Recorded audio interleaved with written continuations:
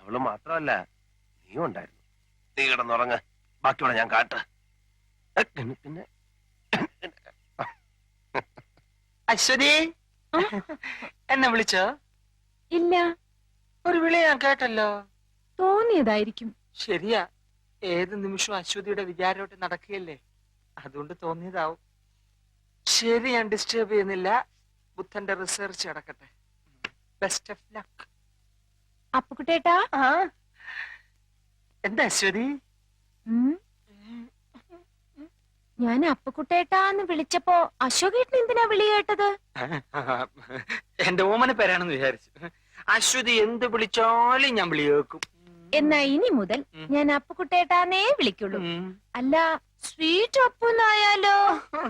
അശ്വതി ഇഷ്ടം. പോടാ, ഇത് അവന്റെ ഫോട്ടോ അല്ലേ? ഇതെങ്ങനെ ഇവിടെ വന്നു? ശരിയാണല്ലോ, ഇതെങ്ങനെ എന്റെ മേശപ്പുറത്ത് വന്നു? അശ്വതിയെ വശീകരിക്കാൻ വേണ്ടി അവൻ ഇവിടെ കൊണ്ടിട്ടതാണ്. രണ്ടും കൽപ്പിച്ച് നടക്കുന്നവൻ അവൻ. അശ്വതി കരുതിയിരുന്നോണം. എന്തിനാ? എന്തിനെന്ന്? കുട്ടിമാമ അശ്വതി എന്നെ ഏൽപ്പിച്ചിട്ടാ പോക്കറയ്ക്ക് പോയിരിക്കുന്നു. തിരിച്ചു വരുന്നതിന് മുമ്പ് അവൻ എന്തെങ്കിലും അതിക്രമം കാണിച്ചാല് സമാധാനം പറയേണ്ടവൻ ഞാനാ. ഡാഡി തിരിച്ചു വരാൻ കാത്തിരിക്കാ ഞാനും. എന്നിട്ട് വേണം എനിക്ക് എല്ലാം പറയാൻ. എന്തോന്ന് പറയാൻ? അവനെ പറ്റി ഇനി മനസ്സിൽ വെച്ചിരുന്നിട്ട് കാര്യമില്ല. അശ്വതി, ഒന്നുകൊണ്ട് പേടിക്കണ്ട. നാളെ മുതൽ ഞാൻ നിഴല് പോലെ അശ്വതിയുടെ പുറകെ ഉണ്ടാവും. ബാക്കി ഇരുന്നോണ്ട്. Thank you. Good night. Good night.